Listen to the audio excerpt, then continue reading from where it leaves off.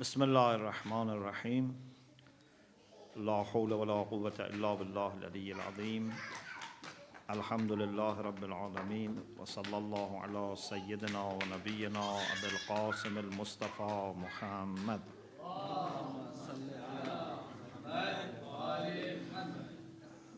وآله الطيبين الطاهرين لا سيما بقية الله في الأرضين عجل الله تعالى فرجه الشريف وجعلنا من أعوانه وأنصاره.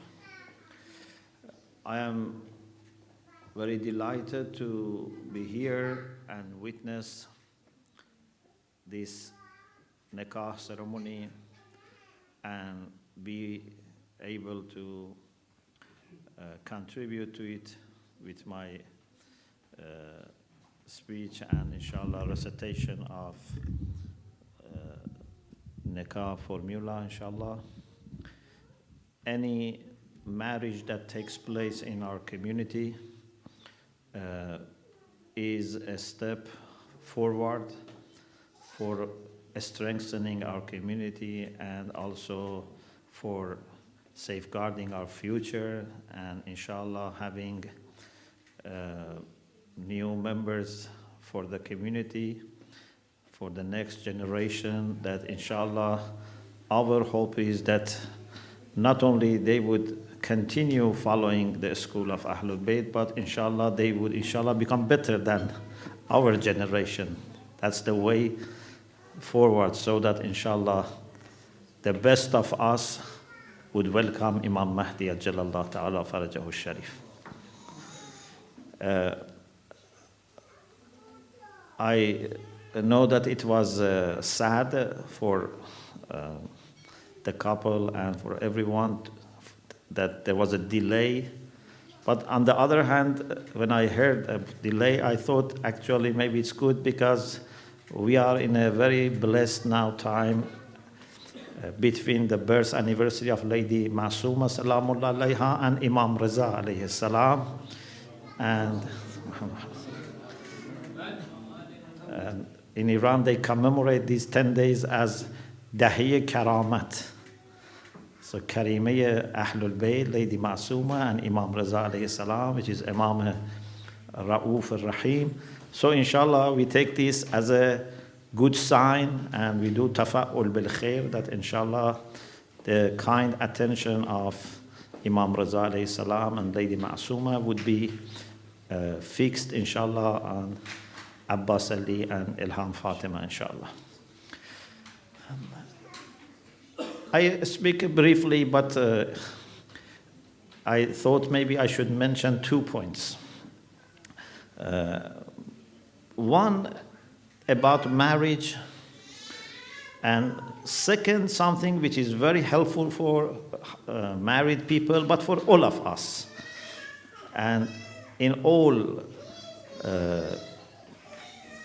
branches and dimensions of life we need. About marriage, our understanding of marriage, of course, is very, very profound. We don't look at marriage as just a kind of contract, as a kind of, I don't know, temporary arrangement, or as a kind of, meeting some of, for example, desires. For us, marriage is a very important part of us being servants of Allah subhanahu wa ta'ala. Marriage is a great step towards being a good servant of Allah subhanahu wa ta'ala. We cannot be fulfilling all requirements of servitude by us alone. We human beings, if we are alone, we only maybe function like 10%, even less than 10%, because lots of beauties that we can bring to this world is based on the relations. As a father, as a mother, as a brother, as a sister, you can do many things that if you were alone, you couldn't do. The same is with husband and wife, and then being son-in-law, daughter-in-law, and having your own family. You enter into a much greater horizons of servitude. Maybe up to today, for Abbasali and Ilham, to be a good servant of Allah subhanahu wa ta'ala was much easier. Very simple, because they were singles, not many expectations, and normally, parents are very lenient and very, kind, not expecting that much. And they could plan for themselves, they could enjoy, they could say, I am tired, they could say, I don't want to do this, I don't want to eat this. So many things, they could just have their own liberty of deciding and planning. But this was like a primary level. Now there is a more advanced level. After making good progress in the first step and feeling that you are mature, you are now a responsible person, you are someone that you can say to another person, you can rely on me. You want to enter a more advanced stage of life. And you want to show that I, not only as a single person, can be a good servant of Allah and can be a good mu'min or mu'minah, I also, as a married person, can be a good servant of Allah. And now I can be a pillar of a family. It's not easy to be pillar of family. Imagine if you want to make a building, if you want to make one floor and a small house, you don't need that much of foundations, If you want to make 2 floors, 3 floors, 100 floors, a massive, tower, foundation has to be very strong. Husband and wife are foundations for a progeny. How many generations? Do you know? Is it 10? Is it 100? We don't know. Sometimes you look at these shajara nama, for the people, like Sayyid, and sometimes non-Sayyid. Tens of generations. Maybe till end of this dunya, you would have, inshallah, progeny, tens of generations. Who knows? And whatever you do with proper aqidah, proper commitment, makes all these people benefit from. And if one pillar or both pillars are loose, either this building collapses or always has some fault. Is always leaning towards one side, or the other. So, being a servant of Allah who is fulfilling requirements of marriage and family life is a huge undertaking that you need to commit yourself, and you need to keep asking Allah for help. I am sure without Allah's help, we cannot succeed in anything, especially in this great task. We need to always ask Allah for help to be a good husband, to be a good wife, etc. I mentioned one beautiful hadith from Ahlul Bayt alayhimus salam. First from Rasulullah and then from Imam Zainul Abidin alayhi salam about marriage. Then I talk about my second point. Rasulullah sallallahu alayhi wa sallam, in a hadith which is mentioned by Sheikh Saduq rahmatullah alayhi, in Man la yahduruhu al-faqih. Man la yahduruhu al-faqih is one of our 4 major collections of hadith. One of Kutub Arba'ah is Man la yahduruhu al-faqih. Rasulullah said, Man sarrahu an yalqallah tahiran mutahhara. Whoever makes him or her happy to meet Allah while they are tahir and mutahhar, pure and purified. If you want to meet Allah while you are tahir and mutahhar, what should you do? Rasulullah said, فَلْيَلْقِهِ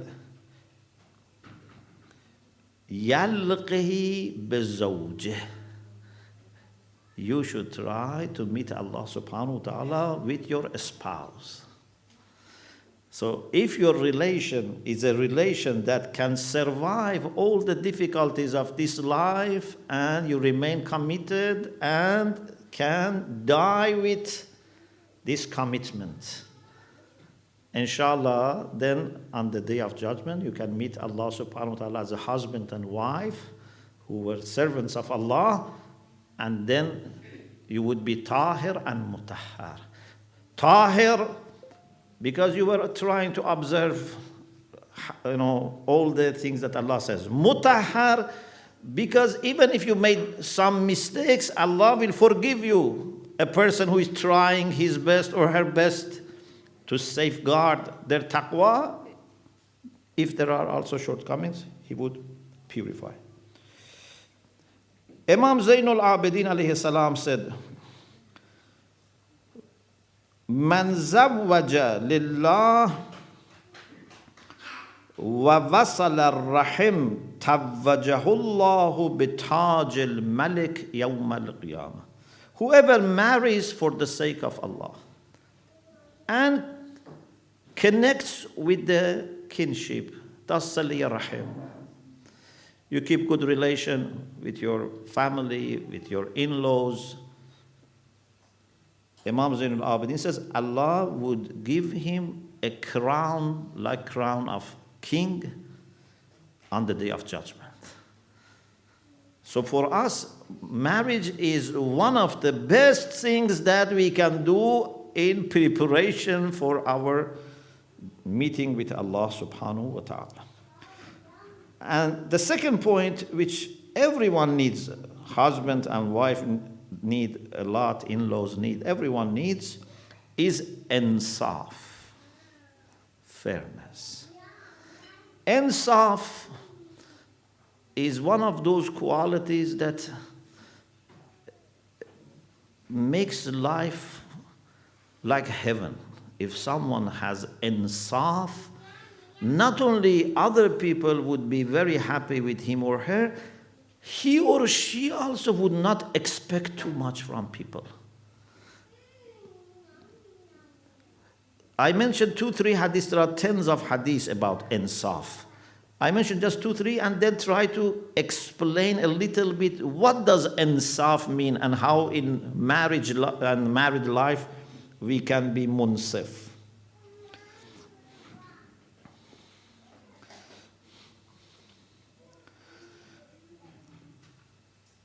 Rasulullah sallallahu alaihi wasallam said, Yabna Mas'ud, ansif an-nas min nafsik. O Ibn Mas'ud,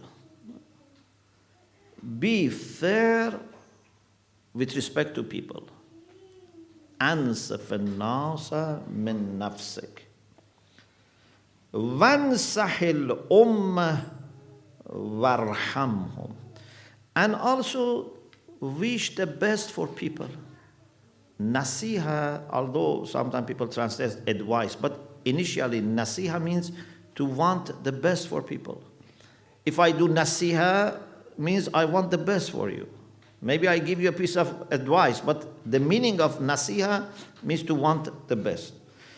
So if you are fair with people and want and wish the best for people, warhamhum, and have mercy on them, what happens? What level you reach? Rasulullah said, please listen very carefully. A person who is fair and wants the best for people and have mercy on people, what happens? Rasulullah says, if you become like this, and then غَضِبَ اللَّهُ عَلَىٰ أَهْلِ بَلْدَةٍ أَنْتَ فِيهَا, Allah becomes angry with a town, people of a town. They do some very bad things and Allah is angry with them. But you are in that town. You are a person who is fair and does wish the best for people and has mercy on them. If Allah is angry with the people of this town and wants to punish them and you are there because of you, Allah would not punish them. So one person can save the whole city if they have fairness and kindness with people. This is insaf. What is insaf? And how we can work on insaf? Insaf comes from nisf. Nisf means half. Between me and you, imagine there is a line. Okay? Suppose between me and you, there is 10 meters.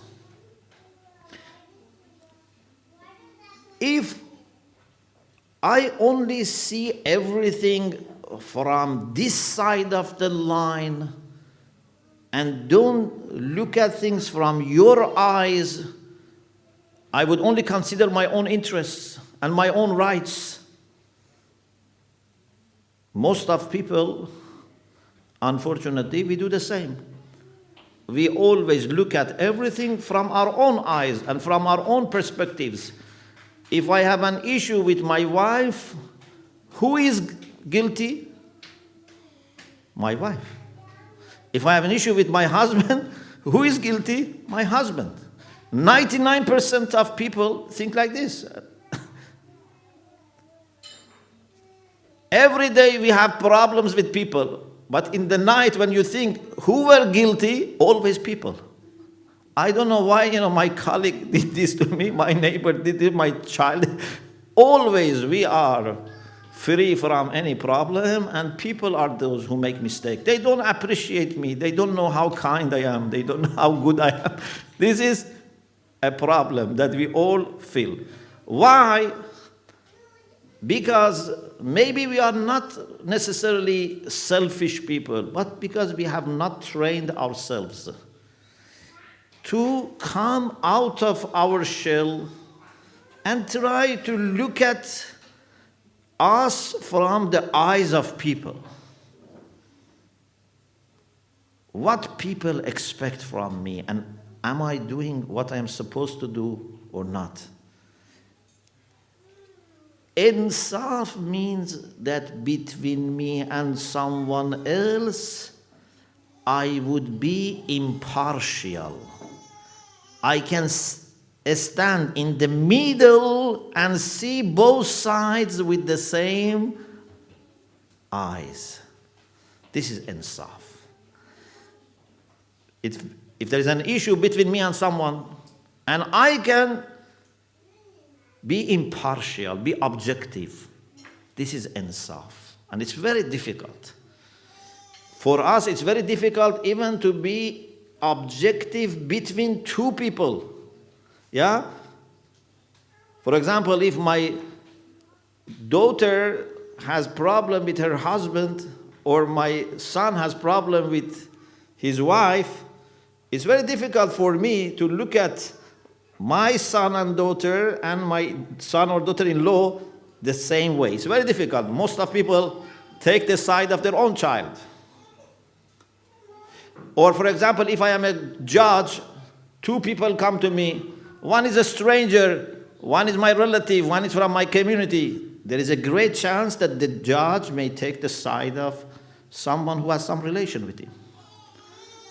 But Islam says you have to train yourself that if you are the judge between yourself and another person, you should not take the side of yourself. And if we gain this quality, do you think our families can go wrong? Do you think our community can go wrong? If I can be objective and don't take my own side. This is a quality that Islam says is one of the best qualities. And inshallah, I hope all of us, but especially, inshallah, Abbasali and Ilham, try to work on this. This is guaranteeing that, inshallah, nothing will go wrong. If there is. So, inshallah, if we all work on developing the quality of insaf or fairness,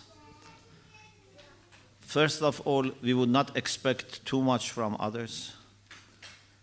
And secondly, we would be able to avoid many problems, because many problems start with us. At least half of the problem should be from my side. I cannot say, 100% of problem come from others.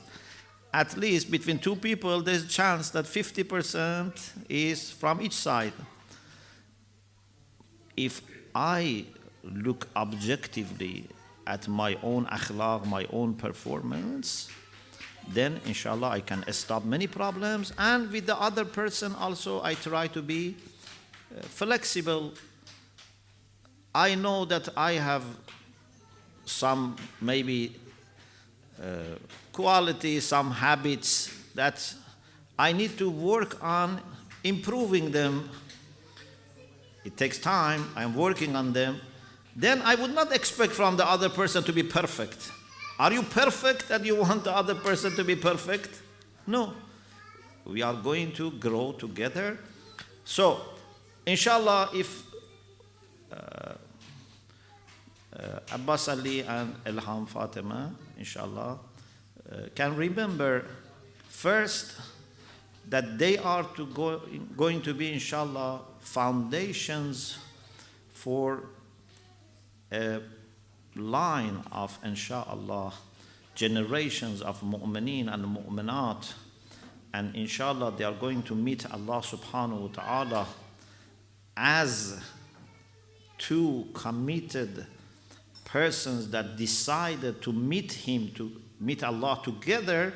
This would help them to then underestimate any challenge compared to having lots of, inshallah, servants of Allah as your progeny and meeting Allah together while you are tahir and mutahhar is something that compared to that all other issues become insignificant. Number two, to be always working on fairness. Not to expect from people too much. Not to expect from people what you are not delivering yourself. Just be kind and have mercy on each other.